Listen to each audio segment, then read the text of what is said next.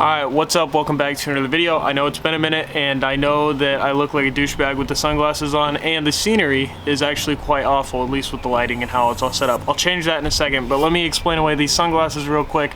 I'm still recovering from the surgery. I got these weird fucking bug glasses on, so that's why the sunglasses are on. Now that we got that out of the way, let's go over some things. It's not going to be a super long video, but I do want to talk about a few things.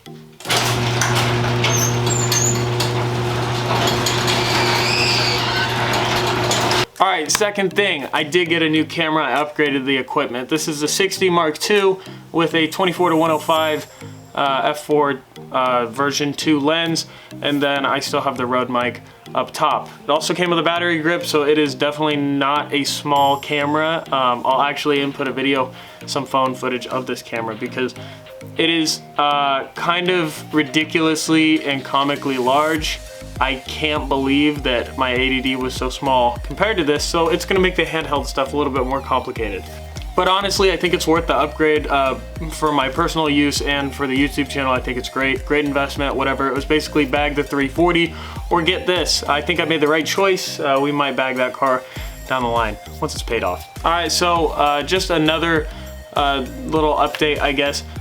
I have a lot of parts coming in for the M3. Don't think that there's M3 content that won't be happening. There's plenty of parts that are on the way or already here. The main issue is that I can't actually work on the car right now. And what I mean by that is basically I'm not allowed to touch it.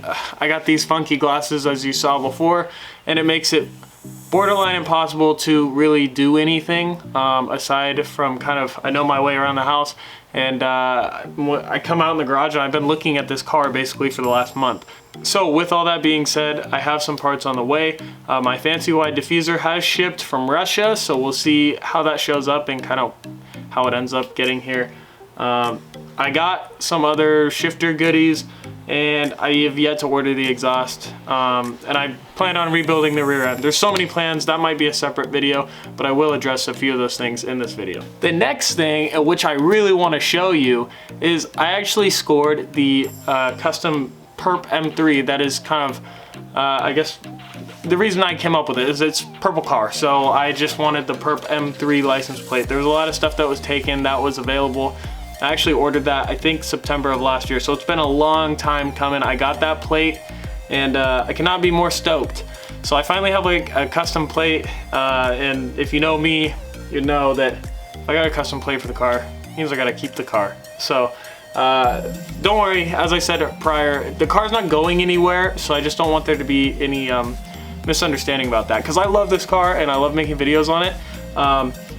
And it really is my point of attention, but I feel a little unmotivated when I can't actually work on it and there's so many parts built up. So let me show you what is really, really cool. I did get it for this car, and you're gonna, like, mind is gonna be blown just like mine was. But let me show you this. You're just gonna have to see it to believe it. All right, so recently I had an Instagram follower reach out to me and say, yo, I wanna do something nice for you. And I was like, dude, what are you talking about? Like, I don't know what that means. And basically, let me just let the package do the talking here. So I'm gonna put his Instagram right here. Mr. Kaplan, thank you so much for sending me a Garagistic chassis mounted shifter. This is insane, and I will definitely be installing this, and I actually can't wait. I just ordered the dual shear selector rod for said shifter, and I cannot wait to install it. So that will be going in some time. I don't know exactly when. I don't know if I want to do solid transmission bushings and all that. So it may take some time, but I will be putting it in. He also sent me a ZHP weighted knob that's probably gonna go in the car for the time being. And then he sent me this one as well. So it's like I have plenty of options now. I have plenty of shift knobs to choose from.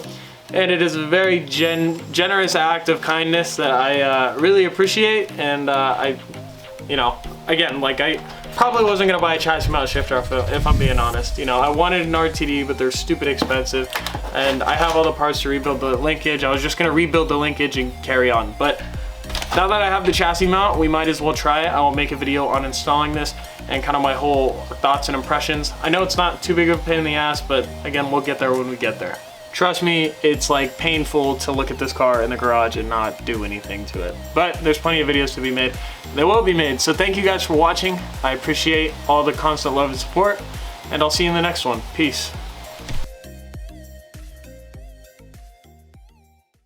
You know, I'm telling you, this has to be the most unpractical setup probably ever. I mean, this is ridiculous. But now that you can see it, hey, check that shit out, huh?